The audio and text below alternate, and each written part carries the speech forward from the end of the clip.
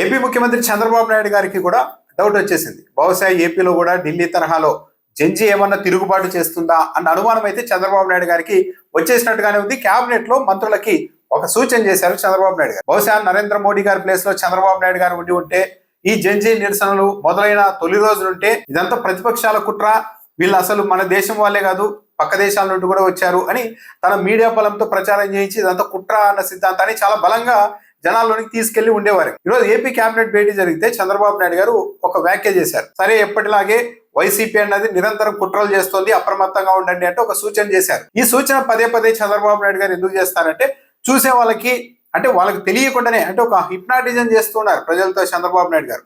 పదే పదే కుట్రలు, వైసీపీ కుట్రలు, గొడ్డలి పార్టీ అనడం ద్వారా నిజంగా ఆ పార్టీ అలాంటిది ఏమో అని ప్రజల్లో ఒక భ్రాంతిని, ఒక భ్రమను సృష్టించేసేందుకు చంద్రబాబు నాయుడు గారు ప్రయత్నిస్తున్నారు.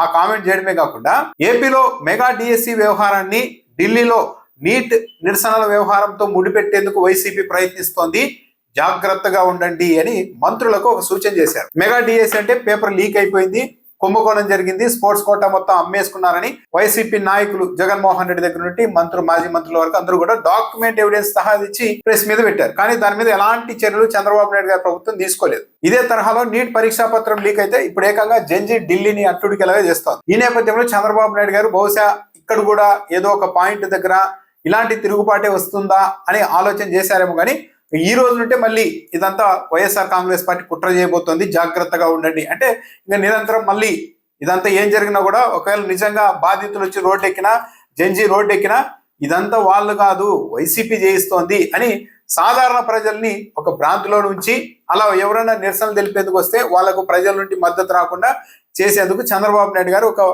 పద్ధతి ప్రకారం కేబినెట్ లో మంత్రులకు సూచన చేశారు. అయితే చంద్రబాబు నాయుడు గారు గమనించాల్సింది ఏంటంటే, పక్క రాష్ట్రాలతో పోలిస్తే ఏపీలో యూత్ లో కావచ్చు, పబ్లిక్ లో కావచ్చు అంత చైతన్యం లేదు అన్న అభిప్రాయం అయితే విస్తృతంగా ఉంది. ఇది చైతన్యం లేకపోవడం అనాలా, లేకుంటే ఏపీ ప్రజలకి సహనం, ఓర్పు ఎక్కువ, చూద్దాం ఇంకా కొద్ది కాలం మారుతారేమో అని ఎదురు చూసే ధోరణి ఎక్కువ అన్నది కూడా ఆలోచన చేయాలి. అయితే చంద్రబాబు నాయుడు గారు నేర్చుకుంటే ఈ ఢిల్లీలో జరుగుతున్న నిరసనల నుంచి చాలా నేర్చుకోవచ్చు. చంద్రబాబు నాయుడు గారు అనుకుంటూ ఉండవచ్చు, ఏపీలో ప్రజలకు కావచ్చు, యూత్ కావచ్చు అంత చైతన్యం లేదు, మనం ఏం చేసినా కూడా వాళ్ళు పట్టించుకోరు, తిరుగుబాటు చేయలేరు అన్న ధీమా ఉండవచ్చు.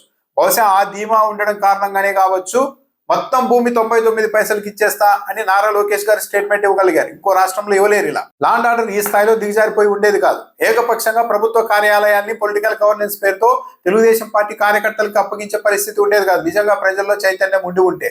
అదే తరహాలో 1,00,000 బెల్ట్ షాపులు నడిపే పరిస్థితి కూడా ఉండేది కాదు. ఎమ్మెల్యేలు ఎక్కడికక్కడ ప్రతి వనరుల్ని దోచేసుకుంటున్నారు, ప్రతి దానికి పర్సెంటేజ్ తీసుకుంటున్నారు అన్న ఆరోపణలు వస్తున్నా సరే నిజంగానే ఇక్కడ ప్రజలు యూత్ స్పందించడం లేదు అంటే అది చైతన్యం లేకపోవడం కంటే, ఎన్నికలు వస్తాయి కదా వాళ్ళకి ఏ స్థాయిలో బుద్ధి చెప్పాలో చెబుదాం అని ఎదురు చూస్తూ ఉండవచ్చు. ఒకవేళ తెలుగుదేశం పార్టీ వాళ్ళు ఇక్కడ ప్రజల్లో చైతన్యం లేదు అని అనుకుంటే మాత్రం పొరపాటు. ఏ వ్యక్తికైనా, ఏ సమూహానికైనా, ఏ ప్రాంతానికైనా ఒక బాయిలింగ్ పాయింట్ అనేది ఉంటుంది, అంతవరకు ఓడ్చుకుంటారు. నిజాన్ని చెప్పాలంటే ఏపీ ప్రజలు చాలా సహనంగా ఉంటున్నారు. గతంలో కేసీఆర్ గారు ఈ మాట అన్నారు, అసలు చంద్రబాబు నాయుడు గారు లాంటి ముఖ్యమంత్రిని భరిస్తూ ఉన్నందుకు ఏపీ ప్రజలకు చేతులెత్తి ముక్కాలి అని అన్నారు. అంటే ఏపీ ప్రజలు తొలి నుంచి కూడా ఒకసారి తీర్పు ఇచ్చిన తర్వాత మళ్ళీ ఎన్నికల వరకు చాలా ఓర్పుగా, సహనంగా వేచి చూసే ధోరణితో పనిచేస్తుంటారు. కానీ ఇలాగే ఉంటారు అనుకోవడానికి కూడా లేదు. ఎందుకంటే బాయిలింగ్ పాయింట్ రీచ్ అయిన తర్వాత ఏ సమూహమైనా, ఏ వ్యక్తులైనా ఎప్పుడైనా తిరుగుబాటు చేయవచ్చు.